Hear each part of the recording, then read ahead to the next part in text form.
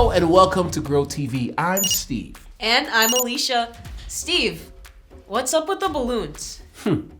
Before I answer, let me ask you a question.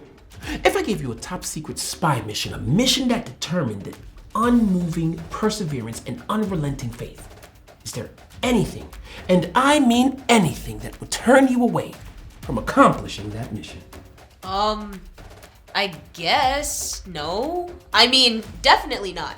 Nothing could turn me away from my mission. Then, let's play Covert Pops. You, Alicia, are a secret agent. Your mission, if you choose to accept it, is to locate the hidden spy gadget in one of these balloons.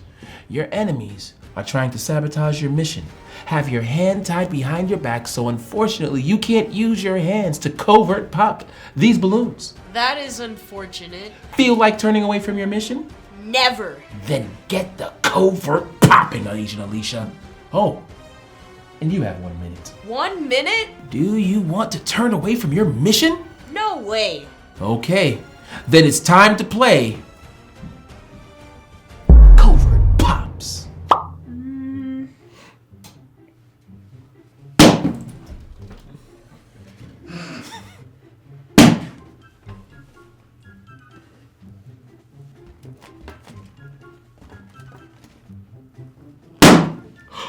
Mission accomplished. All that for a pen? Not just any pen. A top secret spy pen, that is. Looks like a regular pen. That's exactly what your enemies think. Spy games are wild. And messy, I guess.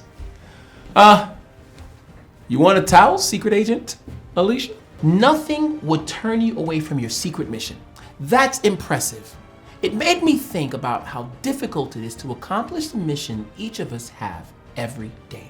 What's that? Well, that's trying to follow Jesus every single moment when there is so much trying to turn us away from that very same mission. Yeah, there are a lot of influences around us that can turn us in the wrong direction, like spending too much time playing video games or being unkind to people. I hear you. It's not easy choosing to do the right thing all the time.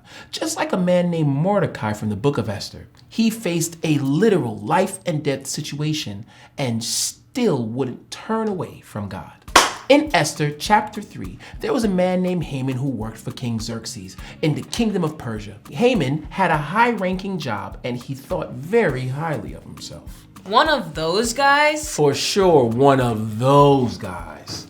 The king even commanded that everyone bow down whenever Haman walked by. But not so fast. Not so fast! One man refused to bow down to Haman. Mordecai. Yup. He was Queen Esther's cousin, and he was deeply devoted to God. Mordecai believed only God deserved the honor Haman was demanding. Esther 3:2 says, "But Mordecai would not kneel down or pay him honor." When Haman heard that Mordecai wouldn't bow down, he was mad. Real mad. Furious even. But Haman wasn't just mad at Mordecai. He wanted revenge on all of Mordecai's people, the Jewish people. Haman came up with a terrible plan to destroy them all. That escalated quick. Haman went to King Xerxes and said there was a group of people in the kingdom who didn't follow the king's laws and were a threat to the kingdom. Haman suggested they should all be destroyed. What's worse is that King Xerxes trusted Haman. So he agreed to let Haman make a law to carry out the terrible plan. The new law was announced to everyone in the kingdom. Esther 3:13 says, "Dispatches were sent by couriers to all the king's provinces with the order to destroy, kill, and annihilate all the Jews, young and old, women and children, on a single day." Mordecai, even in the middle of the dangerous situation, continued to trust God. Very impressive.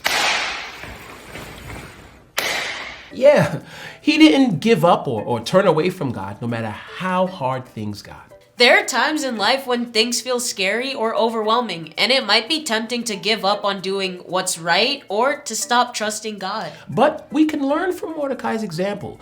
Even when things seem mission impossible, we can stand firm and say, "Nothing will turn me away from God."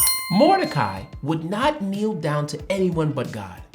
Even when everyone around him was kneeling to Haman, he wouldn't do it. Sometimes we have people around us that do stuff we know we shouldn't be doing. Sometimes it's like all the people around us, just like it was in the story, and that's what makes it super hard because we want to fit in. Mordecai knew that choosing to fit in and to do what everyone else was doing would mean turning away from God, and he was not going to do it.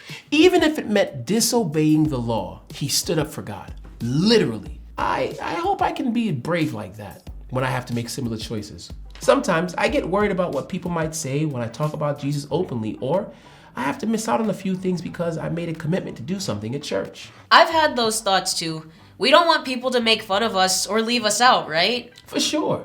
But it's encouraging to know that Mordecai struggled with this too, and God gave him the courage to make the right choices. I can pray to God for the same things too. So, when we face peer pressure or a situation where we need to stand up for God when it's not exactly popular to do so, we can always say with confidence, nothing will turn me away from God. It's been a blast watching Alicia play covert pops with you.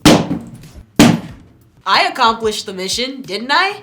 And it's been awesome learning about the story of Mordecai from the book of Esther.